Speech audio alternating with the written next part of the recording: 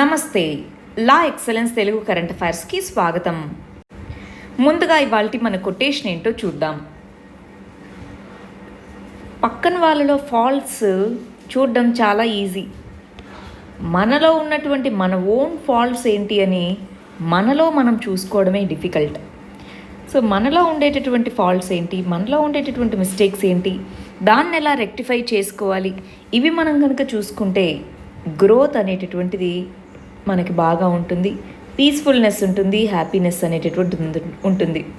అలా కాకుండా ఎప్పుడూ పక్కన వాళ్ళలో ఫాల్ట్స్ కనుగొంటూ ఉన్నామనుకోండి, మనకి పీస్ ఉండదు, మనలో గ్రోత్ ఉండదు. మనకంటూ మనము అసలు మనలో ఏం ప్రాబ్లమ్స్ ఉన్నాయి, మనకంటూ ఏ విధమైనటువంటి మిస్టేక్స్ ఉన్నాయని మనం తెలుసుకోవాలి. సరే, మరి మన పీసీఎం కోర్సెస్కి సంబంధించి ఇక్కడ నంబర్స్ ఉన్నాయి. పీసీఎం కోర్సు డీటెయిల్స్ కావాల్సిన వాళ్ళు వీటికి కాల్ చేయొచ్చు. మరి మన ప్రిలిమ్స్ క్వశ్చన్స్ ఏంటో చూద్దాం. ఇక్కడ వాటిలో ఏది ఇన్కరెక్టో చెప్పండి అని అంటున్నారు. బ్రూ అనేటటువంటి ట్రైబ్ అనేటటువంటిది మిజోరాంకి సంబంధించింది, కరెక్టేనా? ఎస్. లెప్చా అనేటటువంటి తెగ ట్రైబ్ అనేటటువంటిది అరుణాచల్ ప్రదేశ్కి సంబంధించిందేనా? ఎస్. బోడో అనేటటువంటి తెగ అస్సాంకి సంబంధించిందేనా? మనకి ఇయర్లో బోడో అగ్రిమెంట్ అనేటటువంటిది మరియు బ్రూ అగ్రిమెంట్ అనేటటువంటి రెండు నార్త్ ఈస్ట్కి సంబంధించినటువంటి ఇంపార్టెంట్ అగ్రిమెంట్స్ అన్నమాట. సో ఈ మూడు కరెక్టే. తోడా అనేటటువంటి ట్రైబ్ మధ్యప్రదేశ్ కాదు, తమిళనాడు నీల్గిరీస్లో తోడా అనేటటువంటి ట్రైబ్ ఉంటుందన్నమాట. నీల్గిరి హిల్స్కి సంబంధించినటువంటి చాలా ప్రామినెంట్ ట్రైబ్ తోడా ట్రైబ్, మధ్యప్రదేశ్ కాదు. అందువల్ల ఆన్సర్ ఏమవుతుంది?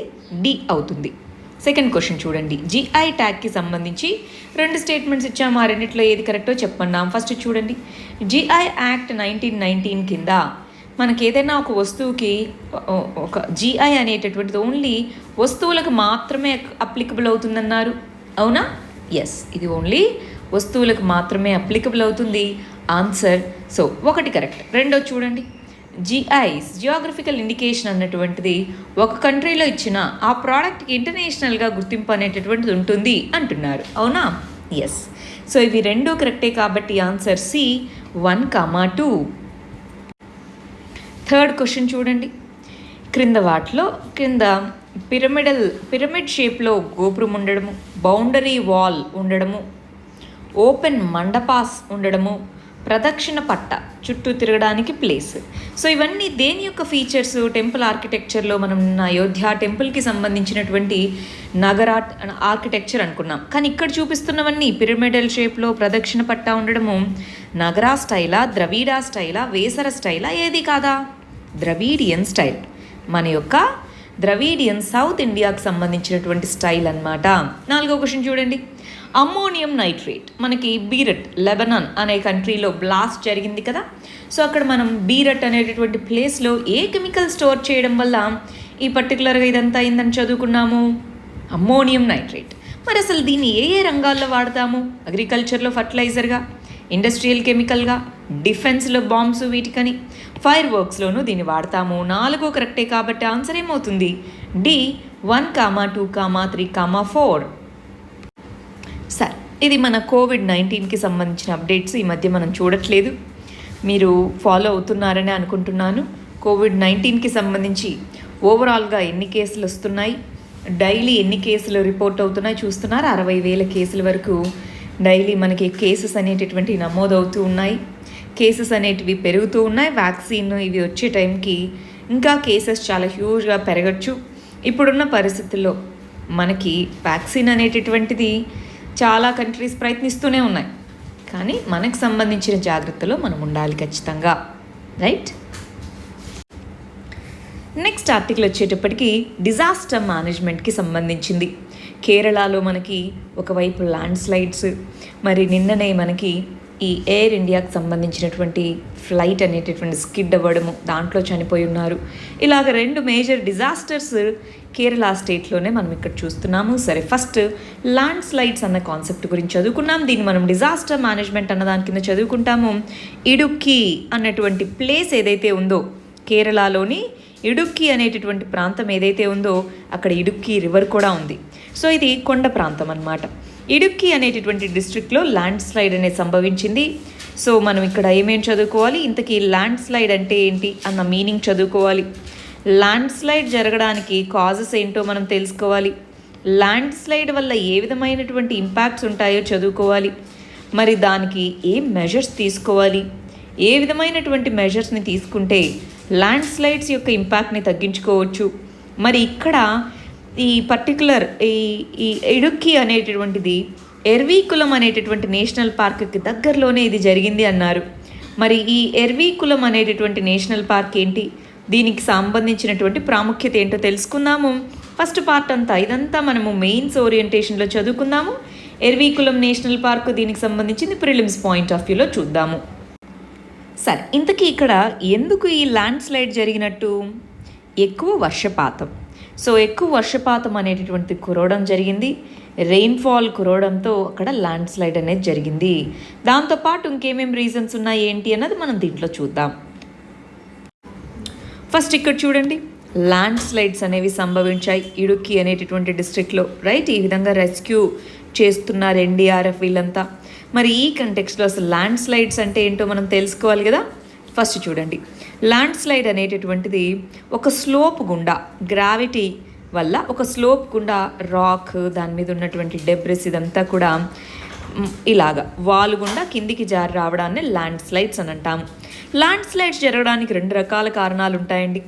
ఒకటి న్యాచురల్ కాజెస్, 2 హ్యూమన్ కాజెస్ అంటే మ్యాన్ మేడ్ రీజన్స్ అని కూడా పిలుస్తూ ఉంటారు. సో మ్యాన్ మేడ్ రీజన్స్ ఉన్నాయి, న్యాచురల్ రీజన్స్ ఉన్నాయి. న్యాచురల్ రీజన్స్ కింద ఏమేమి రాసుకుంటాము, ఏ రీజన్స్ వల్ల మనకి ఇక్కడ ఈ ల్యాండ్ స్లైడ్స్ అనేవి సంభవిస్తున్నాయి? Climate change. మనకి వర్షం పడిందనుకోండి, ఉన్న సాయిల్ లూజ్ అయిపోయి ఇలాగ స్లోప్ కుండా కిందికి వస్తుంది, అవునా? సో దానికి climate change. Earthquake, seismic activity అంటే అర్త్క్వేక్ రీజన్ అవ్వచ్చు. వెదరింగ్ ఇదంతా జరగచ్చు. ఎరోజన్ అవ్వచ్చు, వల్కనిక్ ఎరప్షన్ అవ్వచ్చు. స్టీప్ స్లోప్స్ ఉన్నాయనుకోండి, ఇలాగ మనకి వర్షం పడ్డప్పుడు హెవీ అవుతుంది, స్లోప్ మీద ఉన్నటువంటి మెటీరియల్ హెవీ అయినప్పుడు అది కిందికి జారి వస్తుంది. అలాగే హ్యూమన్ కాజెస్ ఏంటి? మైనింగ్ చేసినప్పుడు డిఫారెస్టేషన్, అటవీ ఉంది, చెట్లు ఉన్నాయి, సాయిల్ని గట్టిగా హోల్డ్ చేసుకుంటాయి. చెట్లు లేవు, అప్పుడు ఈ సాయిల్ లూజ్ అయిపోయి స్లోప్ గుండా ఇలా కిందికి వస్తాయి. ఇవి రీజన్స్. మరి ఏం ఇంపాక్ట్స్ వస్తాయి? చాలామంది చనిపోతారు, ప్రాపర్టీ డ్యామేజ్ వస్తుంది, బయోడైవర్సిటీ. ఇప్పుడు చూడండి, ఫారెస్ట్ ప్రాంతంలో వస్తే బయోడైవర్సిటీ ప్రాబ్లం, ఫ్లడ్స్, అక్కడ దగ్గరలో నది వెళ్తుంది. సో అప్పుడు ఈ ల్యాండ్ అంతా జారిచి పడింది, వరదలు రావచ్చా? హ్యూజ్ స్కేల్లో జరిగిందనుకోండి, ఇదే ల్యాండ్ స్లైడ్ అర్త్క్వేక్స్ కూడా రావచ్చు. సో ఈ విధమైనటువంటి ఇంపాక్ట్స్ ఉన్నాయి. మరి ఏం చేద్దాం, ఏం మెజర్స్ అనేటటువంటివి తీసుకుందాము. దానికి సంబంధించి మనకి NDMA, national disaster management authority, జాతీయ విపత్తు నిర్వహణ సంస్థ అని అంటాం. ఇది కొన్ని రకాల మెజర్స్ని చెప్పడం జరిగింది. హ్యూమన్ సెటిల్మెంట్స్ని ప్రొటెక్ట్ చేయాలి, హెరిటేజ్ సైట్స్ అవి ఉంటే వాటిని ప్రొటెక్ట్ చేయాలి, మల్టీ హజార్డ్ షెల్టర్స్ బిల్డ్ చేసుకోవాలి, డ్రైనేజ్. ఇప్పుడు ఇలా స్లోప్ ఉందండి, ఈ స్లోప్ గుండా ఇలా వచ్చేలాగా వాటర్ వచ్చేలాగా ఉంటే ఇదంతా కూడా హెవీ అవ్వదు కదా. సో వాటర్ వచ్చే ఛానల్స్ని కన్స్ట్రక్ట్ చేసుకోవాలి. రీటైనింగ్ వాల్స్, ఇలా కొండ ప్రాంతం ఉంది, ఇక్కడ వాల్స్ కట్టుకోవాలి, ఒకవేళ ఇలా కిందికి వచ్చినా ఇక్కడే ఉంటుంది. సో రిటెన్షన్ వాల్స్ పెట్టుకోవడము, ల్యాండ్ యూజ్ ఎలా ఉంది అని చెప్పి రెగ్యులేషన్స్ చేసుకోవడము. చూడండి, ల్యాండ్ స్లైడ్స్ ఉన్న ప్రాంతాల్లో సైట్స్, ఇక్కడ సెటిల్మెంట్స్ ఉండకూడదు, ఉండాలి అలాగ చెప్పడము. బిల్డింగ్ కోడ్స్ ఏవైతే ఉంటాయో వాటిని పాటించడము. సర్టిఫికేషన్ అనేది ఖచ్చితంగా ఉండాలి ఇలాంటి కన్స్ట్రక్షన్ ఇవి చేపడుతున్నప్పుడు. PPP, పబ్లిక్ ప్రైవేట్ పార్ట్నర్షిప్తో అక్కడ ఉన్న వాటిని మళ్ళీ రీబిల్డ్ ఎలా చేయాలో చూసుకోవాలి. డిజాస్టర్ ఇన్సూరెన్స్ అనే దాన్ని ప్రొవైడ్ చేయాలి. డ్రోన్ టెక్నాలజీ, వీటిని ఉపయోగించి ఏ ప్రాంతాల్లో ఈ ల్యాండ్ స్లైడ్స్ ఎస్పెషల్గా వర్షాకాలంలోనే కదా జరుగుతాయో చూసుకోవాలి. ఇవన్నీ ఎన్ని చేసినప్పటికీ ట్రైనింగ్ ఉండాలి అక్కడ. ఇప్పుడు ఫర్ ఎగ్జాంపుల్ మనకి డిజాస్టర్ మేనేజ్మెంట్ అనేది ఉందా సిలబస్లో, సో కరికులం ఉండాలి, కమ్యూనిటీ బేస్డ్గా అవేర్నెస్ ఉండాలి, మాక్ డ్రిల్స్ ఉండాలి, స్కిల్ డెవలప్మెంట్ ఉండాలి, విమెన్, మార్జినలైజ్డ్ కమ్యూనిటీస్ వీళ్ళందరికీ దానికి సంబంధించినటువంటి అవేర్నెస్ని కల్పించాలి. ఇలా చేయడం ద్వారా మనం మన ల్యాండ్ స్లైడ్స్ని ఎదుర్కొనవచ్చు. ఇదేమి మొదటిసారా ల్యాండ్ స్లైడ్స్ రావడము కాదు కదా. ఇంతకుముందు కూడా చాలాసార్లు ఇటువంటి ల్యాండ్ స్లైడ్స్ అనేవి చాలా ప్రాంతాలు, కొండ ప్రాంతాల్లో సంభవిస్తూ ఉన్నాయి. మరి వీటిని ఎదుర్కోవడానికి ఈ విధమైన మెజర్స్ తీసుకోవాలి. అది ఇక్కడ చెప్తున్నటువంటి విషయం అండి. సరే, మరి ఎర్వీకులం నేషనల్ పార్క్ గురించి తెలుసుకోవాలి కదా. ఇదిగో ఇడుక్కి, ఇక్కడ మ్యాప్ నేను ఒకటి జూమ్ చేసి చూపిస్తాను, బాగా గమనించండి. ఇడుక్కి అని అంటున్నామా, ఇది ఇడుక్కు అనే ప్లేస్. దీనికి దగ్గరలో చూడండి ఎర్వీకులం అనే ప్లేస్ కనిపిస్తుందా. ఎర్వీకులం నేషనల్ పార్క్ ఇక్కడ ఉంటుంది. ఇడుక్కి ఈ డిస్ట్రిక్ట్లో ఇక్కడ మౌంటైన్స్, ఇవి వెస్ట్రన్ ఘాట్స్కి సంబంధించిన మౌంటైన్స్ అన్నమాట. మనకు తెలుసు కదా కేరళలో వెస్ట్రన్ ఘాట్స్. ఈ ఎర్వీకులం నేషనల్ పార్క్ ఇటు సైడు తమిళనాడులో కూడా మనకి బయోడైవర్సిటీని ప్రొటెక్ట్ చేసేందుకు చాలా ప్రొటెక్టెడ్ ఏరియాస్ అనేటటువంటివి ఉంటాయి. మరి దీనికి దగ్గరలోనే ఈ ల్యాండ్ స్లైడ్ అనేది జరగడం జరిగింది ఇడుక్కి అనేటటువంటి జిల్లాలో, ఇడుక్కి జిల్లాలో అన్నమాట. సరే, మరి దీనికి సంబంధించి డీటెయిల్స్ ఏంటో ఒక్కసారి మనం తెలుసుకుందాం. సో ఎర్వీకులం అనేటటువంటి లొకేషన్ ఎక్కడో, ఇడుక్కి లొకేషన్ ఎక్కడో అర్థమైంది కదా. ఫస్ట్ ఇక్కడికి వచ్చేయండి. ఈ ఎర్వీకులం నేషనల్ పార్క్ అనేటటువంటిది లార్జెస్ట్ మౌంటైన్ షోలా అంటే ఏంటి, మనకి వెస్ట్రన్ ఘాట్స్ ప్రాంతంలో షోలా గ్రాస్ ల్యాండ్ అని పిలుస్తారు. అంటే పొట్టి పొట్టి చెట్లు మరియు గ్రాస్ ల్యాండ్స్తో ఉన్నటువంటి ల్యాండ్ అనమాట. షోలా గ్రాస్ ల్యాండ్స్ వెస్ట్రన్ ఘాట్స్లో ఉన్న ప్రాంతం, లార్జెస్ట్ ప్రాంతం ఎర్వీకులం నేషనల్ పార్క్లో ఉంది. దీంట్లో ఇలాగా నీలకురింజి ఫ్లవర్స్ వెరీ ఇంపార్టెంట్ అండి, బిట్టుగా అడగచ్చు. ఈ నీలకురింజి ఫ్లవర్స్ అనేటటువంటివి ఎర్వీకులం నేషనల్ పార్క్లోనే ఉంటాయి. వాటిలో ఈ ఫ్లవర్స్ అనేటటువంటి ప్రతి 12 సంవత్సరాలకు ఒకసారి ఆ ఫ్లవర్స్ బ్లూమ్ అవుతాయి అని చెప్తున్నారు. సో 2030లో మళ్ళీ మనం వీటిని చూడొచ్చు అన్నమాట. వాటితో పాటు నీల్గిరి థార్, ఈ పేరు కూడా మీరు వినే ఉంటారు. నీల్గిరి థార్, దీన్ని ప్రొటెక్ట్ చేయాలి, దీనికి సంబంధించి సర్వే జరుగుతుంది అని విన్నాం మనం, ఒక 2 months బ్యాక్ చదువుకున్నాం కూడా. సో ఈ నీల్గిరి థార్ అనేటటువంటిది ఈ నేషనల్ పార్క్లో ఉంటుంది, ఎర్వీకులం అనే నేషనల్ పార్క్. అది కాకుండా ఇంకా చూడండి, silent valley national park, Idukki national park, Periyar national park, ఇవన్నీ కూడా మనకి ఈ కేరళలో ఉండేటటువంటి ఇంపార్టెంట్ నేషనల్ పార్క్స్. దాంతోపాటు ఇంకొన్ని మనకి ప్రొటెక్టెడ్ సైట్స్ కూడా ఉన్నాయన్నమాట. సరే, నెక్స్ట్ ఆర్టికల్ చూడండి. మన ఎయిర్ ఇండియా ఫ్లైట్ అనేటటువంటి స్కిడ్ అయింది క్యాలికట్ అనేది హిస్టారికల్గా చాలా ఇంపార్టెంట్ ప్లేస్, గుర్తుందా ఎందుకో? ఒకసారి చూడండి, ఎందుకు ఇంపార్టెంట్ ప్లేస్ ఒకసారి చెప్పండి కమెంట్స్లో. సరే, దీన్ని మనం డిజాస్టర్ మేనేజ్మెంట్ కింద చదువుకుంటాము, మ్యాన్ మేడ్ డిజాస్టర్స్ అన్న దాని కింద చదువుకుంటాము. ఎందుకు ఇందాక న్యాచురల్ డిజాస్టర్ అన్నాము ల్యాండ్ స్లైడ్ని, దీన్ని ఎందుకు మ్యాన్ మేడ్ డిజాస్టర్ అంటున్నాము? ఇక్కడ న్యాచురల్ ఫ్యాక్టర్స్ ఏమీ లేవు, ఇక్కడ హ్యూమన్ ఇంటర్వెన్షన్తోనే కదా, అందువల్ల అన్నమాట. సరే, ఇక్కడ మనము ఏం తెలుసుకోవాలి, ఇక్కడ అసలు ఎందుకు ఏమైంది ఇంతకీ? అది రన్వే మీద ల్యాండ్ అవ్వబోతుండగా అక్కడ బాగా వర్షం వస్తూ ఉంది, హెవీ రెయిన్ విండ్స్ ఉన్నాయి. సో ఈ హెవీ రెయిన్ విండ్స్ ఉన్న దీనికి అక్కడ ల్యాండ్ అవ్వే టైంలో స్కిడ్ అవ్వడంతో అది యాక్సిడెంట్కి గురి అయింది, 2 ముక్కలుగా అది విడిపోవడం జరిగింది. దాంట్లో 15 మంది చనిపోయారు, చాలామందికి 150+ పీపుల్కి మరి ఇంపాక్ట్ అనేటటువంటిది అయిందనమాట. సరే, ఇక్కడ మనం తెలుసుకోవాల్సింది ఏంటి, ఈ మినిస్ట్రీ ఆఫ్ సివిల్ ఏవియేషన్, ఇది ఏజెన్సీ, సివిల్ ఏవియేషన్ మినిస్ట్రీ అని అంటాం. సివిల్ ఏవియేషన్ మినిస్ట్రీ కింద ఒక రెగ్యులేటర్ ఉంటుంది, దాని పేరే directorate general of civil aviation. ఇది అన్ని ఎయిర్పోర్ట్స్కి సంబంధించి వాటి సేఫ్టీ ఆడిటింగ్ ఇదంతా ఇదే చూసుకుంటూ ఉంటుంది. సేఫ్టీ ఆడిటింగ్ ఇదంతా. ఇది కాకుండా మీరు ఎయిర్పోర్ట్స్ అథారిటీ ఆఫ్ ఇండియా అని వినుంటారు. ఇదేంటి, ఎయిర్పోర్ట్స్ని కన్స్ట్రక్ట్ చేయడం, మెయింటైన్ చేయడం. ఇది రెగ్యులేటరీ బాడీ అన్నమాట. డీజీసీఏ అనేది regulatory body. So safety audit అది చేపట్టాలి. ఆల్రెడీ 2011లో ఇచ్చిన రిపోర్టు ప్రకారం ఈ క్యాలికట్ ఎయిర్పోర్ట్లో రన్వే అనేటటువంటిది సేఫ్టీ లేదు అని చెప్పినా సరే ఇన్ని రోజులు పట్టించుకోలేదు. ఇప్పుడు యాక్సిడెంట్ జరిగింది అని చెప్తున్నారు. మనకి ఏదైతే ల్యాండ్ అయ్యేటటువంటి ఆ పాత్ లాగా ఉంటుందో అది చాలా నేరోగా ఉంది, సేఫ్టీ లేదని చెప్పినప్పటికీ ఆ కన్సర్న్స్ని పక్కన పెట్టారు. దాంతో మనకి ఈ విధమైనటువంటి డిజాస్టర్ జరిగింది. ఏం చేయాలి మరి? రెగ్యులేషన్ అనేది ప్రాపర్గా ఎన్ఫోర్స్ చేయాలి. కంపల్సరీగా సేఫ్టీ మెజర్స్ అనేటటువంటి వాటిని సేఫ్టీ ఆడిట్ అంటారు. మనకి ఎయిర్లైన్ అంటే ఎయిర్క్రాఫ్ట్ సేఫ్గా ఉందా, సేఫ్టీ ఆడిట్ అది రెగ్యులర్గా చేస్తుంటారు. మరి ఎయిర్పోర్ట్ యొక్క సేఫ్టీ ఆడిట్ కూడా రెగ్యులర్గా చేస్తూ ఉండాలి. నెక్స్ట్ ఆర్టికల్ చూడాలి. దీన్ని మనం ఎకానమీలో మానిటరీ పాలసీ అన్న దాని కింద చదువుకుంటాము. సరే, ఇక్కడ ఏమేమి పాయింట్స్ నేర్చుకుందాము? నిన్న RBI, reserve bank of India అనేటటువంటిది మానిటరీ పాలసీ కమిటీ చదువుకున్నాం కదా. నిన్నటి వీడియోలో చాలా ఇంపార్టెంట్ ఆర్టికల్స్ చదువుకున్నామండి నిన్నటి దాంట్లో. సో దాంట్లో మానిటరీ పాలసీ కమిటీ గురించి చదువుకున్నాం. మానిటరీ పాలసీ కమిటీ గురించి చదువుకుంటే ఏమని చెప్పాము? దీంట్లో ఇవి కొన్ని డెసిషన్స్ తీసుకున్నాయి అని చెప్పాము. దాంట్లో రేట్స్ అని అంటున్నాము. ఏం రేట్స్ ఇంతకీ? పాలసీ రేట్స్ అంటే ఇంట్రెస్ట్ రేట్స్ ఏవైతే ఉన్నాయో, రెపో రేట్ అని, రివర్స్ రెపో రేట్ అని, వాటిలో ఏమీ చేంజెస్ తీసుకొని రాలేదు అని చెప్పారనమాట. So repo rate, reverse repo rate వాటిని కనుక తగ్గిస్తే, అంటే షార్ట్ టర్మ్ ఇంట్రెస్ట్ రేట్స్ అంటాం వాటిని. సో వాటిని తగ్గిస్తే ఏమవుతుంది?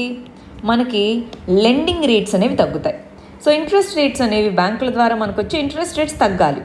కానీ ఆల్రెడీ ఇన్ఫ్లేషన్ మనకి స్లోగా పెరుగుతూ వస్తుంది, రైట్? ఇన్ఫ్లేషన్ పెరుగుతూ వస్తుంది. ఆర్బీఐకి లెండింగ్ రేట్ని తగ్గించడము, మనీ సప్లై ఎక్కువగా ఉండడము అదొక్కటే కాదు, ఇన్ఫ్లేషన్ని బ్యాలెన్స్ చేయడం కూడా ఆర్బీఐ యొక్క గోల్. అందుకని ఇవి ఇంకా తగ్గించుకుంటూ వెళ్ళామంటే ఇన్ఫ్లేషన్ పెరుగుద్ది. అందుకని వీటిని మాడిఫై చేయకుండా వేరే మెజర్స్ తీసుకోవడం జరిగింది కదా. ఎంఎస్ఎంఈస్కి లోన్స్ రీస్ట్రక్చర్ చేయాలి అని చెప్పారు. గోల్డ్ లోన్ మీద తీసుకునే అమౌంట్ పెంచండి, రెస్ట్రిక్షన్స్ ఏమీ వద్దు అని చెప్పారు. నేషనల్ హౌసింగ్ బ్యాంక్కి, నాబార్డ్కి సంబంధించినటువంటి మనీని 10,000 కోట్ల రూపాయలని వాటికి ఎక్స్ట్రాగా ఇస్తామని చెప్పారు. ఇలాగ ఎన్నో రకాలైనటువంటి మెజర్స్ని నిన్న ప్రపోజ్ చేయడం జరిగింది. బట్ వీటిని ఎందుకు అన్చేంజ్డ్గా ఉంచారు అంటే సర్టనిటీ లేదు, అన్సర్టనిటీ ఉంది. అందువల్ల ఆర్బీఐ అనేటటువంటిది ఇన్ఫ్లేషన్ పెరుగుతుందేమో అని దృష్టిలో పెట్టుకొని వీటిని తగ్గించకుండా అలాగే ఉంచారు. అది ఇక్కడ తెలుసుకోవాల్సిన విషయం అండి, రైట్? ఒకసారి మీరు బేసిక్స్కి వెళ్ళి అసలు ఇన్ఫ్లేషన్కి ఈ పాలసీ రేట్స్కి ఉన్నటువంటి లింక్ ఏంటో తెలుసుకోండి. నెక్స్ట్ ఆర్టికల్ వచ్చేటప్పటికి శ్రీలంకకి సంబంధించినటువంటిది. శ్రీలంకలో రాజపక్స యొక్క పార్టీ ఏదైతే ఉందో ఎస్ఎల్పిపి అంటాము. సో ఎస్ఎల్పిపి అనేటటువంటిది ఏదైతే ఉందో అది విన్ అవ్వడం జరిగింది అన్నట్టుగా చెప్తున్నారు. సో దీంట్లో డీటెయిల్డ్గా వెళ్ళి ఏ పార్టీ ఉంది, అక్కడ ఏం జరుగుతుంది అదంతా మనకు అక్కర్లేదు. ఓవరాల్గా అక్కడ ఏం జరిగింది? ఎలక్షన్స్ జరిగాయి. అయితే ఇప్పుడు మనం అక్కడ సిన్హలీస్ అనే వాళ్ళు ఉన్నారు. సిన్హలీస్ అనేటటువంటి కమ్యూనిటీ, తమిళ్ కమ్యూనిటీ, 2 కమ్యూనిటీస్ ఉన్నాయి. సో వీళ్ళేమో మెజారిటీ కమ్యూనిటీ, వీళ్ళేమో మైనారిటీ కమ్యూనిటీ అన్నమాట. అయితే ఇప్పుడు విన్ అయినటువంటి రాజపక్స మెజారిటీ కమ్యూనిటీకి సంబంధించిన వాళ్ళు. ఈ లాస్ట్ 5 ఇయర్స్ గవర్నమెంట్లో, లాస్ట్ కొన్ని సంవత్సరాలు గవర్నమెంట్లో ఉన్న వాళ్ళు తమిళియన్స్ని రిప్రజెంట్ చేసేవాళ్ళు. సో అలా ఉన్నారు. బట్ ఇప్పుడు ఏమైపోయింది? ఎందుకు ఇప్పుడు వీళ్ళకి ఓటేసిన వాళ్ళు కూడా ఇప్పుడు ఎందుకు ఇక్కడికి షిఫ్ట్ అయ్యారు? మీరు గమనించారా? లాస్ట్ ఇయర్ అటాక్స్ జరగడం జరిగింది, ఇక్కడ టెర్రర్ అటాక్ జరగడం జరిగింది. ఎకానమీ నష్టాల్లో ఉంది. పాండమిక్, ఇప్పుడు కోవిడ్-19 ఉంది. డ్రగ్స్ యూజ్ పెరిగిపోతూ ఉంది. ఇలాంటి సందర్భంలో ఒక స్ట్రాంగ్ లీడర్ ఉండాలి అన్న నినాదం అక్కడ మొదలైంది. సో ఇప్పుడు మనం చెప్తున్నటువంటి రాజపక్స ఎవరైతే ఉన్నారో ఈ పర్సన్ ఎల్టీటీఈ మీద వార్ చేసి, LTTE liberation of Tamil tiger Eelam అని అంటాం. సో అది అక్కడ ఉన్నటువంటి ఒక టెర్రర్ గ్రూప్గా గుర్తించడం జరిగింది. దాని మీద ఫైట్ చేసి మరీ విన్ అవ్వడం జరిగింది. అందుకని ఇతన్ని స్ట్రాంగ్ లీడర్గా చూశారు, అతన్ని ఎన్నుకున్నారు. సరే, అయితే మనకేంటి ఇప్పుడు? ఇండియాకి ఏంటి అన్నదే కదా క్వశ్చను. ఇక్కడ రాజపక్స యొక్క పవర్ కన్సాలిడేషన్ అవుతుంది. అయితే ఇంతకుముందు రాజపక్స విన్ అయ్యి ప్రెసిడెంట్గా ఉన్నప్పుడు చైనాకి కొంచెం క్లోజ్గా ఉన్నారనమాట. సో ఇప్పుడు మరి ఏ విధంగా ఉంటారు? చైనాతో క్లోజ్గా ఉన్నారు. హంబన్ తోట ఇది, ఈ పదము, ఈ ప్లేస్ ఎక్కడుంది ఒకసారి మీరు మ్యాప్ బుక్ ఓపెన్ చేసి చూడండి. హంబన్ తోట అన్నాం. సో ఈ ప్లేస్లో చైనా ఇన్వెస్ట్మెంట్స్ చేసింది. కానీ ఇప్పుడు వాళ్ళు డెట్ ట్రాప్లోకి వెళ్ళారు. శ్రీలంక డెట్ ట్రాప్, వాళ్ళ దగ్గర తిరిగి తీసుకున్న డబ్బులు కట్టించలేకపోతుంది. ఇప్పుడు మీరు గమనించాలండి, మనము ఆఫ్ఘనిస్తాన్లో ఈ ప్రాజెక్ట్స్ కట్టించాము, చైనా హంబన్ తోట దగ్గర ఈ ప్రాజెక్ట్స్ కట్టించిందంటే ఊరికే ఫ్రీగా ఏం కట్టించరు, ఆ కంట్రీ నుంచి డబ్బులు తీసుకుంటారు, రైట్? సో లేదా లీజ్కి తీసుకుంటారు, ఇలా ఉంటుందన్నమాట. డెట్ ట్రాప్లోకి వెళ్ళిపోయింది. మరి డెట్ ట్రాప్లోకి వెళ్ళింది కదా, దీని నుంచి బయటికి రావడానికి మళ్ళీ చైనాతో క్లోజ్ అవుతుందా, లేదా చైనాతో ఉంటే ఇలాంటి డెట్ తప్పదు అని చెప్పి దాని నుంచి తప్పించుకోవడానికి ఇండియాతో క్లోజ్గా ఉంటుందా? అది మనం వేచి చూడాల్సిందే అన్నమాట. నిన్న కూడా దీని గురించి చదువుకున్నాం కదా. మనకి శ్రీలంకలో ఏ ఫామ్ ఆఫ్ గవర్నమెంట్ ఉంటుంది, ఇండియాలో ఏ ఫామ్ ఆఫ్ గవర్నమెంట్ ఉంటుంది, ఇండియాకి శ్రీలంకకి తేడాలు ఏంటి చదువుకున్నాం. ఒకసారి చూడండి. నెక్స్ట్ ఆర్టికల్ చూడండి. కేరళలో ప్రొటెస్ట్లు, క్యాంపెయిన్స్ ఇవన్నీ జరుగుతూ ఉన్నాయి, అవునా? సో ఈ కంటెక్స్లో కేరళలో ఈ జరుగుతున్న క్యాంపెయిన్స్ అన్నీ ఆల్టర్నేటివ్ పాత్ ఏదైతే ఉన్నాయో దాన్ని తగ్గించడం కోసమే, దాన్ని సబ్వర్ట్ అంటే ఏంటి, దాన్ని అణచివేయడము అన్నట్టుగా అన్నమాట. దానికోసమే జరుగుతున్నాయి అంటున్నారు. ఇక్కడ దేని గురించి మాట్లాడుతున్నారు మనకి? ఇదిగో నియో లిబరల్ అని, నాన్ నియో లిబరల్ అని 2 రకాల డెవలప్మెంట్స్ ఉంటాయి. ఫస్ట్ అయితే దీన్ని సోషల్ జస్టిస్ కింద, డెవలప్మెంట్ అనే కాన్సెప్ట్ కింద చదువుకుందాం. ఇక్కడ 2 పదాలు అర్థమైతే చాలండి. ఒకటి వచ్చేటప్పటికి neo liberal policy. Neo liberal policy అంటే ఏంటి? నియో అంటే కొత్త, లిబరల్ పాలసీ అని అంటామన్నమాట. దీని కింద ఏంటి? మార్కెట్ యొక్క రోల్ ఎక్కువ ఉండాలి, గవర్నమెంట్ కాదు, మార్కెట్ యొక్క రోల్ ఎక్కువ ఉండాలి అన్నటువంటిది ఇక్కడ చెప్పేటటువంటిది. అంటే private agencies, private companies, private players యొక్క డామినెన్స్ ఎక్కువగా ఉండాలి, అన్నీ కూడా మార్కెట్ బేస్డ్గా ఉండాలి, డిమాండ్ అండ్ సప్లైని బట్టే ఉండాలి, గవర్నమెంట్ యొక్క రోల్ తక్కువగా ఉండాలి. అది neo liberal policy. Non neo liberal, non అంటే అది కాకుండా, నియో లిబరల్ పాలసీ కాకుండా దానికి ఉన్నటువంటి ఆల్టర్నేటివ్ పాలసీని నాన్ నియో లిబరల్ పాలసీ అంటాం. దీని కింద ఏంటి? గవర్నమెంట్ ఇంటర్వెన్షన్, ఎస్, మార్కెట్ ఉండాలి, మార్కెట్ అండ్ ప్రైవేట్ ప్లేయర్స్ ఉండాలి, కానీ స్టేట్ గవర్నమెంట్ యొక్క రోల్ అనేది కంపల్సరీగా ఉండాలి. వెల్ఫేర్, ఇప్పుడు స్కూల్స్ ఉన్నాయి, ఎడ్యుకేషన్ సెక్టార్ని ప్రైవేటీకరణ చేయడము, హాస్పిటల్స్ని ప్రైవేటీకరణ చేయడం ఈ పాలసీ. అలా కాకుండా గవర్నమెంట్ ద్వారా బేసిక్ వెల్ఫేర్ నీడ్స్ అన్నటువంటివి ఇదిగో గవర్నమెంట్ ద్వారానే. ఇప్పుడు మనం కేరళ చూస్తే, కేరళలో వెల్ఫేర్ నీడ్స్, స్కూలింగ్ ఇదంతా కూడా గవర్నమెంట్ స్కూల్స్ ఇవి మంచిగా ఉంటున్నాయి. సో ఆ కంటెక్స్లో ఇక్కడ చెప్తుంది ఏంటంటే నాన్ నియో లిబరల్ పాలసీ నుంచి నియో లిబరల్ పాలసీకి తీసుకెళ్లే విధంగా ఈ ప్రొటెస్ట్లు ఇవన్నీ జరుగుతున్నాయి అన్నారు. బట్ ఇక్కడ ఏం జరుగుతూ ఉంటుంది ఏంటి అన్నది మనం పక్కన పెడితే, ఈ 2 ఏంటో అర్థమైందా మనకి? నియో లిబరల్ పాలసీ ఈ పదానికి meaning, non neo liberal policy అంటే ఏదైనా అవ్వచ్చు. కేరళలో ఈ విధంగా ఉందన్నమాట. అక్కడ ఎక్కువ కమ్యూనిస్ట్ గవర్నమెంట్స్ ఇవి ఉంటాయి. సోషలిస్టిక్కి సంబంధించినటువంటి ఫిలాసఫీ ఉన్న పార్టీస్ ఎక్కువగా ఉంటూ ఉంటాయన్నమాట. ప్రస్తుతానికి ఈ 2 పదాలు అర్థమైనాయి కదా అండి. ఇంకా డెప్త్గా వెళ్ళి అక్కడ ఏం జరుగుతుంది, ఇన్ని కోట్లు ఖర్చు పెట్టారా, ఇదంతా మనకు అక్కర్లా. ఓవర్ వ్యూ ఏంటి అని తెలుసుకుంటే చాలు. దీన్ని ఎక్కడైనా మనం ఈ పదాలని మెయిన్స్ ఓరియంటేషన్లో వాడుకోవచ్చు అన్నమాట. నెక్స్ట్ ఆర్టికల్ చూడాలి. మావోయిస్ట్ మళ్ళీ తెలంగాణలో వాళ్ళ యొక్క హోల్డ్ని పెంచుకోవచ్చా అన్న దాని గురించి దీంట్లో చెప్తున్నారు. సో మావోయిజం అని అంటామండి. సో దీనికి మనకి మినిస్ట్రీ ఆఫ్ హోమ్ అఫైర్స్ ప్రకారం దీంట్లో మనం వాడాల్సినటువంటి పదం నక్సలిజం అని చెప్పేసి, మావోయిజం అని కాదు. ఇండియాలో మనము టెక్నికల్గా వాడే పదము నక్సలిజం అని అంటారు. సో అసలు ఈ నక్సలిజం అంటే ఏంటి? ఇంతకీ చాలామందికి దీంట్లో డౌట్స్ ఉన్నాయి.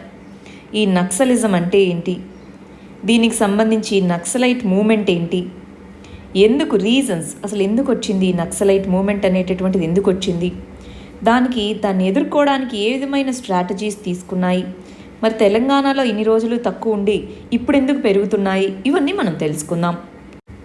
ఫస్ట్ ఒకసారి ఇక్కడ గమనించండి, నక్సలిజం అంటే ఏంటో, అసలు అది ఎలా వచ్చిందో ఏంటో ఒకసారి చూద్దాం. మనకి రష్యన్ రెవల్యూషన్ 1917లో జరిగినప్పుడు దాన్ని ఇన్స్పిరేషన్గా చాలా దేశాల్లో తీసుకున్నారు. రష్యన్ రెవల్యూషన్ అనేది చాలామందికి ఇన్స్పిరేషన్గా పనిచేసిందనమాట. ఓకే, గవర్నమెంట్ని పడగొట్టి రెవల్యూషన్ని తీసుకొని రావాలి, అదే నిజమైన ఇండిపెండెన్స్ అన్నట్టుగా. సో ఆ సోషలిజం అనేటటువంటిది వచ్చింది 1942, అంటే ఇంకా ఇండిపెండెన్స్ రాలేదు. అప్పుడు మనకి తెబాగా మూమెంట్ అనేటటువంటిది జరిగింది. పీజెంట్ రెవల్యూషన్, పీజెంట్స్ అంటే రైతులు. సో రైతుల యొక్క రెవల్యూషన్ జరిగింది. అక్కడ ఎక్కువగా ట్యాక్స్ వేస్తున్నారు అని చెప్పి తెబాగా మూమెంట్ జరిగింది.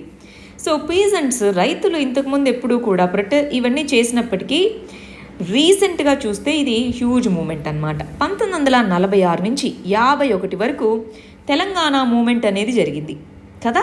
ఆపరేషన్ పోలో అయిపోయిన తర్వాత కూడా తెలంగాణ మూమెంట్ అనేది జరిగింది. అసలు నక్సలిజం అనేటటువంటి దానికి మూలాలు అప్పట్లో ఉన్నటువంటి మన తెలంగాణ ప్రాంతం దగ్గరే మనకి మొదలైందనమాట. సరే, అసలు ఏ విధంగా మరి ఈ నక్సలిజం అనేది వచ్చింది, ఎలా ఎవాల్వ్ అయింది అని మనం చూసుకుంటూ వెళ్తే, గునార్ మిర్డల్ అనేటటువంటి ఒక సోషియాలజిస్ట్ అనమాట. అతను ఏం చెప్పాడు, సోషల్ టెన్షన్స్ వల్లే ఈ నక్సలిజం అనేది పెరిగిందన్నారు. అసలు ఎలా వచ్చిందో చూద్దాం. 1953లో గవర్నమెంట్ అనేటటువంటిది ల్యాండ్ రిఫార్మ్స్ని మేము ఇంప్లిమెంట్ చేస్తాము, ఎస్టేట్ అక్విజిషన్ యాక్ట్ అని తీసుకొని వచ్చింది. ల్యాండ్ రిఫార్మ్స్ అని తీసుకొని వచ్చి అందరికీ ల్యాండ్ని పంచుతామంది. కానీ ల్యాండ్ ట్రాన్స్ఫర్స్ అందరికీ జరగలేదు. ఉన్నవాళ్ళే వేల ఎకరాలు రాపించుకుంటూ ఉన్నారు. సోషల్ ఎక్స్క్లూజన్ అనేది మొదలైంది. దీంతో ప్రజల్లో వ్యతిరేకత మొదలైంది. అప్పుడు మనకి ఇలాగ అన్ని చోట్ల జరుగుతూ ఉన్న దగ్గర 1961లో వెస్ట్ బెంగాల్ అనేటటువంటి రాష్ట్రంలో సిపిఐ అప్పటికే ఉండింది. 1920లోనే సిపిఐ పార్టీ, సిపిఐ ఇండియా అనేటటువంటిది ఫామ్ అవ్వడం జరిగింది. కిసాన్ సభ అనేటటువంటిది ఆర్గనైజ్ చేయడం జరిగింది. 1964లో ఈ సిపిఐలో మనకి స్ప్లిట్ అనేది రావడం జరిగింది. ఒకటి సిపిఐగా ఉంది, సిపిఐఎం అంటే మావోయిస్ట్ అని అంటాము. సిపిఐఎం అనేటటువంటిది మావోయిస్ట్ అంటే సిపిఐ యొక్క ఐడియాలజీ వచ్చి రష్యన్ రెవల్యూషన్ నుంచి, రష్యాలో సోషలిజం ఇవి ఉంటాయి అది. ఈ మావో అనే పర్సన్ ఎవరు, చైనాలో కమ్యూనిస్ట్ రెవల్యూషన్కి మావో ఆద్యుడు అనమాట. సో మావో యొక్క ప్రిన్సిపల్స్ని ఫాలో అయ్యే వాళ్ళని మావోయిస్ట్ అని, అలా కాకుండా కమ్యూనిజం అనేటటువంటిది ఎప్పుడో ఫిలాసఫీ, సో దాన్ని ఫాలో అయ్యే వాళ్ళని సిపిఐ అని పిలుస్తున్నాం. సరే, ఇప్పుడు బ్యాన్ చేసింది, ఇప్పుడు సిపిఎం పార్టీ అనేది లీగల్గా రికగ్నైజ్ చేయబడడం జరిగిందండి. సిపిఐఎం మావోయిస్ట్ అనేటటువంటి దాన్ని మనము రికగ్నైజ్ చేయలేదు, బ్యాన్ చేసినటువంటి ఆర్గనైజేషన్. సరే, ఆ టైంలో 1967లో నక్సల్బరీ అనే ప్రదేశంలో వెస్ట్ బెంగాల్లో ఏమవుతుంది, పట్టాలు తీసుకొని ఇవ్వకుండా రైతుల్ని హింసిస్తూ ఉంటారనమాట.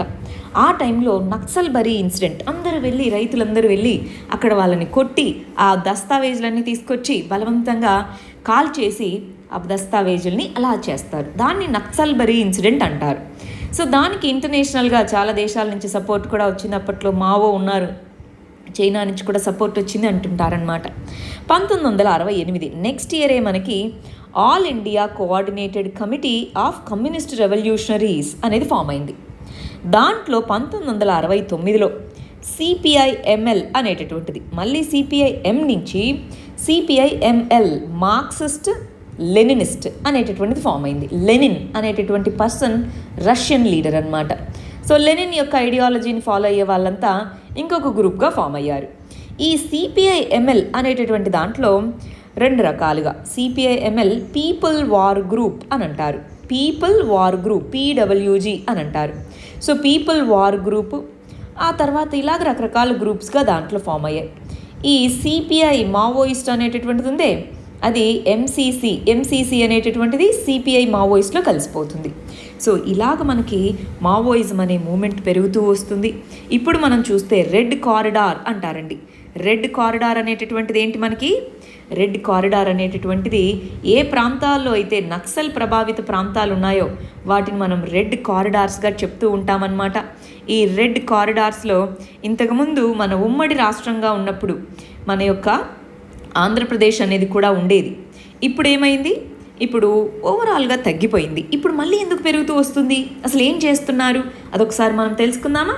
అర్థమైందా? చాలామంది అడుగుతూ ఉన్నారు చాలా రోజుల నుంచి, నక్సలిజం ఏంటి, మావోయిజం ఏంటి, గ్రూప్స్ అన్నీ ఏంటి అని అడుగుతూ ఉన్నారు. రెండింటినీ ఆల్టర్నేటివ్ పేర్లే అండి. నక్సలిజం అనే దాన్నే మనం అఫీషియల్గా రికగ్నైజ్ చేస్తున్నాం, మావోయిజం అనేది కాదు.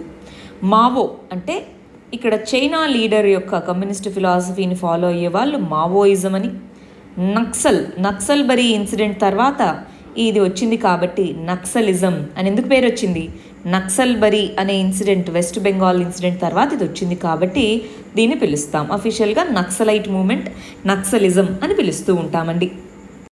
సరే, మరి ఏ విధంగా అసలు ఎందుకు వచ్చినట్టు ఈ నక్సలిజం ఎందుకు వచ్చినట్టు? ఇందాక మనం చదివినట్టు సోషియో కల్చరల్గా కొన్ని గ్రూప్స్ డామినేట్ చేయడము, ఫోర్స్ఫుల్గా అక్కడ ఉన్న వాళ్ళని ఎవిక్షన్ పంపించేసి మైనింగ్ ఏరియాస్లో, డెవలప్మెంట్లో, గవర్నాన్స్లో డెఫిసిట్ లోటు ఉండడము, వీటి వల్ల మొదలైంది.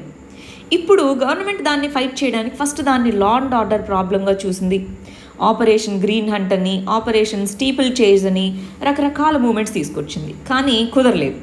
ఛత్తీస్గఢ్ ఇలాంటి ప్రాంతంలో అయితే సల్వా జుడుమ్ అనేటటువంటి పీపుల్ పోలీసులను కూడా అపాయింట్ చేసింది. సుప్రీంకోర్టు వద్దు, వాళ్ళే ఎక్కువ అట్రాసిటీస్ చేస్తున్నారని చెప్పడం జరిగింది. ఆ తర్వాత మనం ఇప్పుడు ఫాలో అవుతున్న స్ట్రాటజీ ఏంటి? ఎస్, అదొక సెక్యూరిటీ థ్రెట్, కానీ దానికి ప్రైమరీ కాజెస్ ఇవి, డెవలప్మెంట్ ఇవి లేకపోవడం వల్ల. అందుకని ఆ ప్రాంతాల్లో డెవలప్మెంట్ కోసం ప్రయత్నిస్తున్నారు. సెక్యూరిటీ ప్లస్ డెవలప్మెంట్, ఇలాగ 2 విధాలుగా అప్రోచ్ని మనము నక్సలిజంని ఫేస్ చేయడానికి చూస్తున్నాము. మరి ఇంతకీ మన తెలంగాణలో ఎందుకు పెరగచ్చు అని అంటున్నారు? సో మనకి మన మహారాష్ట్రలో గడ్చిరౌలి ఈ ప్రాంతంలోను, ఇటు ఛత్తీస్గఢ్లోను చాలా గ్రూప్స్ ఉన్నాయి. అక్కడ మీరు లీడర్స్ని చూస్తే చాలామంది తెలుగు వాళ్ళు ఉంటారు. మరి వాళ్ళకి క్రెడిబిలిటీ అనేటటువంటిది ఉండాలంటే ఈ స్టేట్స్లో, మన స్టేట్స్లో ఖచ్చితంగా గ్రౌండింగ్ అనేది ఉండాలి. సో దానికోసం ప్రయత్నించవచ్చు, ఉంది అని చెప్పట్లేదండి, తగ్గిపోయింది స్లోగా, కానీ ప్రయత్నించవచ్చు అన్నది చెప్తున్నారు. రైట్, ఇంకా దీంట్లో ఏమైనా డౌట్స్ ఉంటే కమెంట్స్లో అడగండి. నెక్స్ట్ ఆర్టికల్ వచ్చేటప్పటికి సైన్స్ అండ్ టెక్నాలజీలో చదువుకుంటాము. దీంట్లో role of technology in health care. ఇక్కడ ఏంటి, ఆర్టిఫిషియల్ ఇంటెలిజెన్స్తో పనిచేసేటటువంటి ఈ మనము చాట్ బోర్డ్స్ అంటాం టెక్నికల్గా, వాట్సన్ అసిస్టెంట్స్. వాట్సన్ అంటే ఏంటండి, మీరు షెర్లాక్ హోమ్స్ అన్నటువంటి సిరీస్ చూస్తుంటే వాట్సన్ అనేటటువంటిది అసిస్టెంట్ అనమాట. వాట్సన్ అనే పర్సన్ షెర్లాక్ అనేటటువంటి డిటెక్టివ్కి అసిస్టెంట్. సో ఇలాంటి చెప్తూ ఉంటారు. సో అలాగా వాట్సన్ అన్న పేరుతో దీన్ని తీసుకొని వచ్చారు. వాట్సన్ అసిస్టెంట్ అనేటటువంటిది రోగులకి కానివ్వండి, లేదా ఎవరైనా కోవిడ్-19కి సంబంధించి ఏదైనా ఇన్ఫర్మేషన్ కావాలంటే వాళ్ళకి ఇస్తుంది అని చెప్తున్నారు. ఇది ఆర్టిఫిషియల్ ఇంటెలిజెన్స్, కృత్రిమ మేధస్సుతో పనిచేస్తుంది. అంటే మనం అడిగేటటువంటి క్వశ్చన్స్కి ఏదో ర్యాండమ్గా మనం ఏ క్వశ్చన్ అడిగినా సరే, దాని రిలేటెడ్ ఇన్ఫర్మేషన్ ఏది ఉన్నా సరే డేటాని మొత్తం యూజ్ చేసుకొని ఇది మనకి సమాధానాన్ని ఇస్తుంది. ఆర్టిఫిషియల్ ఇంటెలిజెన్స్ అని అంటాము. సో ఫర్ ఎగ్జాంపుల్ మనకి సైన్స్ అండ్ టెక్నాలజీలో మెయిన్స్లో role of ICT in health care అని అడిగారు అనుకోండి, role of technology in health care కానీ ఐసీటీ ఇన్ హెల్త్ కేర్ కానీ రాసినప్పుడు కోవిడ్-19 టైంలో ఇలాంటి వాటిని ఎదుర్కోవడానికి ఇదిగో ఫర్ ఎగ్జాంపుల్ ఆర్టిఫిషియల్ ఇంటెలిజెన్స్తో పనిచేసేటటువంటి ఈ వాట్సన్ బోట్ లేదా వాట్సన్ అసిస్టెంట్ అనేటటువంటిది పనిచేయడం జరిగింది, ఇలా రాసుకోవచ్చు కదా. అలా ఒక ఎగ్జాంపుల్గా గుర్తుపెట్టుకోండి, డీటెయిల్స్కి వెళ్ళాల్సి అక్కర్లేదు. నెక్స్ట్ ఆర్టికల్ చూడండి. ఇండియా అనేటటువంటిది రష్యాలో జరగబోయేటటువంటి కౌకాజ్ అనేటటువంటి ఈ స్ట్రాటజిక్ జాయింట్ మిలిటరీ ఆపరేషన్స్లో పార్టిసిపేట్ చేయబోతుంది, జాయింట్ ఎక్సర్సైజెస్లో పార్టిసిపేట్ చేయబోతుంది అని అంటున్నారనమాట. ఇది బైలేటరలా మల్టీలేటరలా ఏంటి ఒకసారి చూద్దాం. ఇంటర్నేషనల్ రిలేషన్స్లో జాయింట్ మిలిటరీ ఎక్సర్సైజెస్ JME అని అంటామండి. ఇవంతా ఒక లిస్ట్ రాసి పెట్టుకోవాలి, జాగ్రత్తగా చదువుకుంటూ ఉండాలి. ఇక్కడ చెప్తున్నటువంటిది ఏంటి, రష్యాలో జరగబోయేటటువంటి మల్టీలేటరల్, మామూలుగా ప్రతి సంవత్సరం చాలా జరుగుతూ ఉంటాయి జాయింట్ మిలిటరీ ఎక్సర్సైజెస్. ఈ సంవత్సరం కరోనా వైరస్ కారణంగా చాలా వరకు ఆగిపోయి ఉన్నాయి. అయితే నెక్స్ట్ మంత్లో ఇది మనం కండక్ట్ చేస్తాము అన్నట్టుగా చెప్తున్నారు. ఈ టైంలో రష్యా ఇండియానే కాదు, మల్టీలేటరల్ అంటున్నాము. ఓన్లీ రష్యా ఇండియా అంటే 2 కంట్రీస్ కాబట్టి బైలేటరల్ అని చెప్పేవాళ్ళం. Multiple countries. ఇవి కాకుండా షాంఘై కోఆపరేషన్ ఆర్గనైజేషన్ అనేటటువంటి ఒక గ్రూప్ ఉంది. ఆ గ్రూప్లో ఉన్న మెంబర్స్ కూడా దీంట్లో పార్టిసిపేట్ చేయబోతున్నారు అన్నట్టుగా చెప్తున్నారనమాట. సో ఇప్పుడు మనకి చైనాకి మధ్యలో గొడవ జరుగుతుంది. సో అయినా సరే 2 దేశాలు దీంట్లో పార్టిసిపేట్ చేయబోతున్నాయి, అది ఇక్కడ చెప్తున్నటువంటిది అనమాట. ఇంకొక పాయింట్ ఏంటి, ఈ కౌకాజ్ 2020 అనేటటువంటిది tri service contingent. Tri service అంటే ఏంటి, మన army, air force, navy, so 3 కలిసి అనమాట ట్రై సర్వీస్కి సంబంధించినటువంటిది అని అంటున్నారు. సరే, ఒకసారి మరి షాంఘై కోఆపరేషన్ ఆర్గనైజేషన్ గురించి చూద్దామా. SCO అనేటటువంటిది ఒక రీజనల్ గ్రూపింగ్ అనమాట. దీంట్లో ఎవరెవరు మెంబర్స్గా ఉన్నారో ఒక్కసారి గమనించాలి. షాంఘై కోఆపరేషన్ ఆర్గనైజేషన్లో రష్యా ఇంపార్టెంట్ కంట్రీ, చైనా, ఆ తర్వాత కజకిస్తాన్ అనేటటువంటిది, ఆ తర్వాత ఉజ్బెకిస్తాన్ అనే కంట్రీ, నెక్స్ట్ కిర్గిస్తాన్ అనేటటువంటి కంట్రీ, నెక్స్ట్ తజికిస్తాన్ అనేటటువంటి కంట్రీ, రైట్. నెక్స్ట్ ఇది పాకిస్తాన్ అనే కంట్రీ, ఇది ఇండియా. ఇలాగ మనకి 8 దేశాలు మెంబర్ దేశాలు. 8 మెంబర్ దేశాలు. అబ్జర్వర్ కంట్రీస్ ఏమేమి ఉన్నాయి, మంగోలియా, ఆఫ్ఘనిస్తాన్, ఇరాన్. అబ్జర్వర్ దేశాలు 3. డైలాగ్ పార్ట్నర్స్గా ఏమేమి ఉన్నాయి? బెలారస్ అనే కంట్రీ, టర్కీ అనేటటువంటి కంట్రీ. ఇన్ని మెంబర్స్ ఉన్న గ్రూపింగ్తో ఈ షాంఘై కోఆపరేషన్ ఆర్గనైజేషన్ ఎప్పుడు ఫామ్ అయింది, ఎలా ఫామ్ అయిందో చూద్దామా? ఇందాక మనం మెంబర్స్ గురించి డిస్కస్ చేసుకున్నామే, అదే ఇక్కడ ఉంది. షాంఘై కోఆపరేషన్ ఆర్గనైజేషన్లో ఎవరెవరు మెంబర్స్గా ఉన్నారు గమనిస్తున్నారా? ఇందాక మనం రాసుకున్నవేనా? అబ్జర్వర్ స్టేటస్ ఎవరికి ఉంది? డైలాగ్ పార్ట్నర్స్గా ఇంకొంతమంది కూడా రీసెంట్గా జాయిన్ అయ్యారు. ఇందాక మనము బెలారస్, టర్కీ అనుకున్నాము. సో మిగిలిన వాళ్ళు కూడా డైలాగ్ పార్ట్నర్స్ మారుతూ ఉంటారండి. వీళ్ళిద్దరూ మారరు, మెంబర్ కంట్రీస్లో యాడ్ అవుతూ ఉంటారు. బట్ ప్రస్తుతానికి మనకి 8 మెంబర్ కంట్రీస్ ఉన్నాయి. ఇండియా, పాకిస్తాన్ లేటెస్ట్గా జాయిన్ అయ్యాయి 2016లో. దానికి ముందు 6 దేశాలే ఉండేవన్నమాట మెంబర్ కంట్రీస్గా. ఇవి 2 ఇంతకుముందు అబ్జర్వర్ కంట్రీస్గా ఉండేవి, ఇప్పుడు మెంబర్స్ అయ్యాయి. సరే, ఈ మెంబర్ కంట్రీస్ ఓవరాల్గా 3/5 వంతు భూభాగం, యురేషియాలో 3/5 వంతు భూభాగం ఈ మన మెంబర్ దేశాలకు ఉన్నాయి. 1/2 వరల్డ్ పాపులేషన్ ఈ ఎస్సీఓ మెంబర్స్. షాంఘై కోఆపరేషన్ ఆర్గనైజేషన్లో ఉన్న వాళ్ళ పాపులేషన్ 8 దేశాల పాపులేషన్ సగం ఉంది. ఇండియా, చైనా ఉంటే సరిపోయింది కదా, సగం పాపులేషన్ ఉంది అన్నారు. సో ఇక్కడ ఒకసారి గమనించండి, వెరీ ఇంపార్టెంట్ అండి. షాంఘై కోఆపరేషన్ ఆర్గనైజేషన్ ఎప్పుడు ఫామ్ అయింది మరి ఇంతకీ? 2001లో షాంఘై కోఆపరేషన్ ఆర్గనైజేషన్ ఫామ్ అయింది. ఎందుకు, ఏంటి దాని ఆబ్జెక్టివ్స్ ఏంటి? బార్డర్ ఇష్యూస్ని సాల్వ్ చేయడము, టెర్రరిజంని ఫైట్ చేయడము, రీజనల్ సెక్యూరిటీని పెంపొందించడము. సెంట్రల్ ఏషియాలో అమెరికన్ ఇన్ఫ్లుయెన్స్ పెరుగుతూ ఉంది, సో దాన్ని కౌంటర్ చేయడము, ఇలాంటి ఆబ్జెక్టివ్స్తో ఇది మొదలవ్వడం జరిగింది 2001లో. ఎస్సీఓ మెంబర్స్గా ఎవరెవరు ఉన్నారు? ఇందాకే మ్యాప్లో చూసాం కదా, ఈ 8 దేశాలు ఎస్సీఓలో మెంబర్స్గా ఉన్నారు. అసలు ఎస్సీఓ ఎందుకు ఇంపార్టెంట్, అసలు దాంట్లో ఇష్యూస్ ఏమున్నాయి, ఇవి మనం తెలుసుకోవాలి. ఇది మెయిన్స్ పాయింట్ ఆఫ్ వ్యూలో ఎస్సీఓలో ఎవరు మెంబర్సు, ప్రిలిమ్స్ పాయింట్ ఆఫ్ వ్యూలో ఎస్సీఓలో ఎవరు మెంబర్సు ఏంటి అని, మెయిన్స్ పాయింట్ ఆఫ్ వ్యూలో ఎందుకు ఇంపార్టెంట్ అని. సో నేటోకి బ్యాలెన్స్గా, నేటో అనేది అమెరికా యొక్క అలియన్స్, దానికి బ్యాలెన్స్గా ఇది ఒక మిలిటరీ గ్రూపింగ్ కూడా అండి, టెరిటోరియల్ అన్నారు. సో కోఆపరేషన్ పెంచేందుకు, టెర్రరిజంని డీల్ చేసేందుకు, ఎకనామిక్ కోఆపరేషన్ని పెంచేందుకు చైనా యొక్క 1 బెల్ట్ 1 రోడ్ అనేది ఈ గ్రూపింగ్ గుండా అది పెంపొందించుకుంటూ ఉంది. సో మనం ఇండియా వచ్చేసి చాబహార్ పోర్ట్, ఇరాన్తో కనెక్టివిటీ, సెంట్రల్ ఏషియా, ఇప్పుడు ఈ కజకిస్తాన్ ఇవన్నీ సెంట్రల్ ఏషియా కిందికి వస్తాయి. సో వాటితో కనెక్టివిటీ ఉండాలి, అందుకోసము international north south transport corridor, so దీన్ని ఇంప్లిమెంట్ చేయడం కోసం మనకి ఇది ఇంపార్టెంట్. మరి దీంట్లో ఇష్యూస్ ఏమున్నాయి? మనమేమో OBORకి చెప్పట్లేదు, ఇండియా పాకిస్తాన్ ఎప్పుడు గొడవపడుతూనే ఉంటాం మనము. రష్యా, చైనా అనేటటువంటివి ఉక్రెయిన్ విషయంలో, వీటి విషయంలో గొడవగా ఉండేవి. ఇప్పుడు స్లోగా ఆ విషయాలు తగ్గాయి. మనము ఇండియా, చైనా మధ్యలో గొడవలు, స్టాండ్ ఆఫ్ అనేది మొదలైంది. మరి ఈ కంట్రీలో 2 దేశాలు కూడా మేము వస్తాము ఈ మీటింగ్కి అన్నట్టుగా ఒప్పుకున్నారనమాట. మరి ఏమవుతుందో ఏంటో మనం చూద్దాము. ప్రస్తుతానికైతే దీని గురించి మీకు క్లారిటీ వచ్చేసిందా? రైట్. సో మరి నెక్స్ట్ దానికి వెళ్ళిపోదామా? సో దీనికి సంబంధించి చాలా ఇంపార్టెంట్ అండి, జాగ్రత్తగా చదువుకోవాలి. ఇంటర్నేషనల్ ఆర్గనైజేషన్స్ కదా, అడుగుతూ ఉంటారనమాట క్వశ్చన్స్ వీటికి సంబంధించి. సో మీరు వీలైతే ఒకసారి స్క్రీన్ షాట్స్ తీసుకుంటూ ఉండండి. దీనికి సంబంధించినటువంటి బాగా గమనించండి. నోట్స్ ఒకటి హ్యాండ్ రిటన్ నోట్స్, నేను ఇప్పుడు వీడియో చెప్తే అది విని మళ్ళీ రాయాలి. సో అందుకని 1 డే డిలేతో హ్యాండ్ రిటన్ నోట్స్ మీకు అప్లోడ్ అవుతుంది.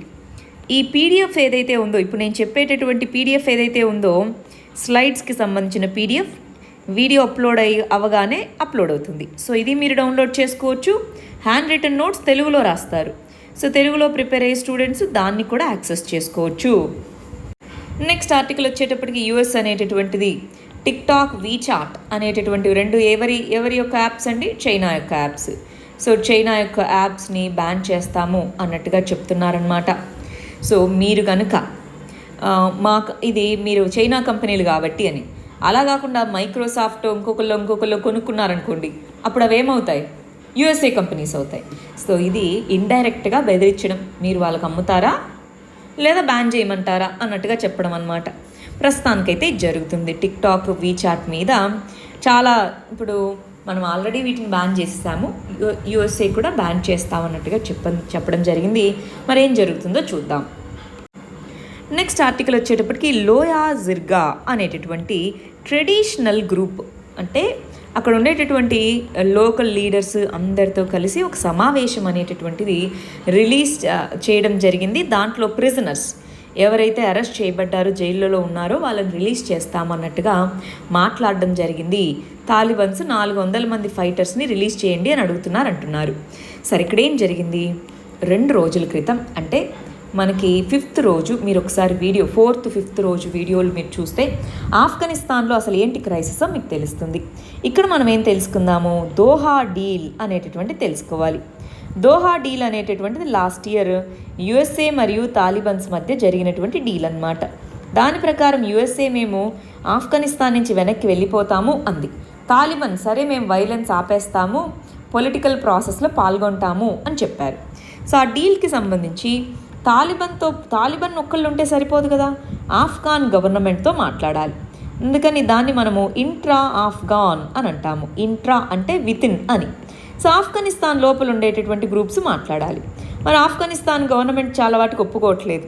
దీంట్లో లోయా జిర్గా, పేరు గుర్తుపెట్టుకోండి, లోయా జిర్గా అనేటటువంటిది అక్కడ ఉండేటటువంటి ethnic leaders, community leaders, political leaders అందరూ కలిపి మీటింగ్ చేయగా, ఎస్ మీరు వీళ్ళని విడిచిపెట్టండి, తాలిబాన్ ప్రిజనర్స్ని విడిచిపెట్టండి, పీస్ అనేటటువంటిది ఇంపార్టెంట్ ఆఫ్ఘనిస్తాన్లో అన్నట్టుగా మాట్లాడడం జరిగింది. ఇది అఫీషియల్ గ్రూప్ కాదండి, ఇది non official group.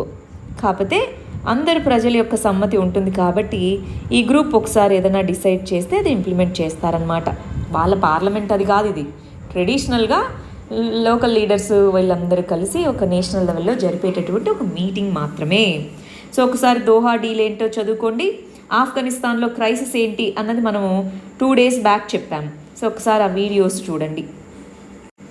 Next article, RBI అనేటటువంటిది ఇదిగో కోవిడ్-19 వచ్చిన తర్వాత చాలా స్ట్రెస్డ్ అసెట్ అంటే ఏంటి? ఇదిగో కొంతమంది బ్యాంకులకు దగ్గర తీసుకున్న మనీ చెల్లించట్లేదు, మరి వాటిని ఏం చేయాలి, వాటికి ఏం రూల్స్ ఇవ్వాలి అన్నట్టుగా మీరు మాకు ఒక రికమెండేషన్స్ ఇవ్వండి అన్నట్టుగా ఒక కమిటీని నియమించడం జరిగింది. దీన్ని ఎకానమీలో బ్యాంకింగ్ అన్న దాని కింద చదువుకుంటాము. KV Kamath committee. KV Kamath అనేటటువంటి పర్సన్ యొక్క నేతృత్వంలో ఈ కమిటీని నియమించడం జరిగింది. ఈ కమిటీ ఏం చేయాలి? కోవిడ్-19 టైంలో ఇప్పుడు ముందు వాళ్ళు చెల్లించలేదంటే వాళ్ళ ప్రాపర్టీని సీజ్ చేసుకోవడం ఇవన్నీ. ఇప్పుడు కోవిడ్-19 వల్ల జెన్యూన్గా ఎకనామిక్ యాక్టివిటీ ఆగిపోయింది, దాంతో వాళ్ళు చెల్లించలేకపోయారు. వీళ్ళకి సంబంధించి ఈ కంపెనీస్ ఏవైతే కోవిడ్-19 వల్ల ఎఫెక్ట్ అయినటువంటివి ఏవైతే ఉన్నాయో వాటి నుంచి వచ్చినటువంటి స్ట్రెస్డ్ అసెట్ అంటే ఏంటి? బ్యాంకులకి లోనే వాళ్ళకి అసెట్. స్ట్రెస్డ్ అసెట్ అంటే ఏ లోన్ మీద అయితే వాళ్ళకి ఇంట్రెస్ట్ ప్రిన్సిపల్ తిరిగి రావట్లేదో వాటిని స్ట్రెస్డ్ అసెట్ అంటాము. అది కొన్ని రోజులకి ఎన్పిఏ, నిరర్ధక ఆస్తిగా మారుతుందన్నమాట. మరి దీన్ని ఎలా డీల్ చేయాలి అని చెప్పండి అని ఒక కమిటీని ఆర్బీఐ నియమించడం జరిగింది. నెక్స్ట్ ఆర్టికల్, డెట్ రీకాస్ట్ అంటే డెట్ రీస్ట్రక్చరింగ్ అనేటటువంటిది హెల్ప్ చేయకపోవచ్చు. ఎంఎస్ఎంఈస్కి హెల్ప్ చేయకపోవచ్చు, లెండర్స్కి హెల్ప్ చేయకపోవచ్చు అన్నట్టుగా చెప్తున్నారు.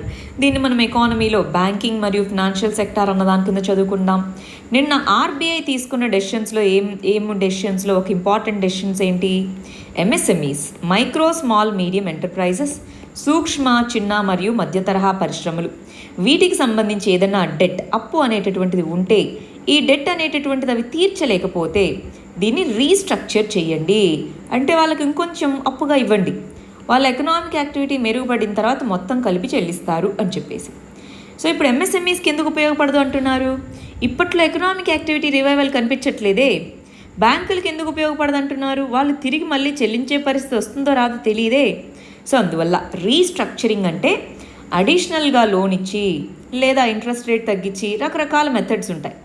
అడిషనల్ లోన్ ఇవ్వడం కానీ, ముందిచ్చిన లోన్ మీద ఇంట్రెస్ట్ రేట్స్ తగ్గించడం కానీ, ఇలాగా రీస్ట్రక్చరింగ్ చేసుకోండి అని చెప్పింది ఆర్బీఐ. కానీ అది ఉపయోగపడకపోవచ్చు అన్నట్టుగా ఇక్కడ చెప్తున్నారు. నెక్స్ట్ ఆర్టికల్ చూడండి, లెపర్డ్, చిరుత పులుల యొక్క పోచింగ్ అనేటటువంటిది ఉత్తరాఖండ్, మహారాష్ట్ర వీటిలో పెరుగుతూ ఉంది అంటున్నారు. చిరుత పులులు అనేటువంటి వాటి యొక్క ఫీచర్ ఏంటంటే అవి డీప్ ఫారెస్ట్లలో ఉండవు. టైగర్స్ అనేటటువంటి ఫారెస్ట్లో లోపల నివసిస్తూ ఉంటాయి. చిరుత పులులు ఫ్రింజెస్, ఫారెస్ట్కి దగ్గర, ఇంకా విలేజెస్ వాటి దగ్గరగా ఇలాగా ఇక్కడ నివసిస్తూ ఉంటాయి. సో అందుకని పోచింగ్, ఇల్లీగల్గా వాటి యొక్క చర్మం కోసము వీటి కోసం చంపడం అనేటటువంటిది పెరుగుతూ ఉంది. అన్నట్టుగా ట్రాఫిక్ అనేటటువంటి ఒక ఎన్జిఓ అనమాట. ట్రాఫిక్ ఇండియా అనేటటువంటి ఒక ఎన్జిఓ రీసెంట్గా జరిపిన స్టడీలో మనకు చెప్పడం జరిగిందేంటి, 2015 నుంచి 2019 మధ్యలో అంటే 4 సంవత్సరాల్లో ఇల్లీగల్ వైల్డ్ లైఫ్ ట్రేడ్ అనేది జరగడం పెరిగింది. 596 చిరుతపులులు దీంట్లో చనిపోయాయి అన్నటువంటి స్పాటెడ్ అనేటటువంటి ఈ పర్టికులర్ ఒక పేపర్లో వాళ్ళు చెప్పడం జరిగింది అన్నట్టుగా చెప్తున్నారు. చిరుతపులులు, so illegal wildlife trade, skin అనేటటువంటివి, దాని నుంచి అవి ఏవైతే దాని యొక్క టీత్, క్లాస్, పులిగోరు అంటుంటాం చూసారా, సో అవన్నీ కూడా చాలా డిమాండ్ ఉన్నటువంటివి, వాటి కోసం వాటిని చంపుతూ ఉంటారు. సో అందువల్ల యానిమల్ ట్రేడ్ అనేటటువంటిది ఏదైతే ఉందో దాన్ని ఇల్లీగల్గా జరుగుతున్న దాన్ని ఆపాలి, దానికోసం చర్యలు చేపట్టాలి అన్నట్టుగా చెప్తున్నారు. ఇవి ఇవాల్టి ఆర్టికల్స్.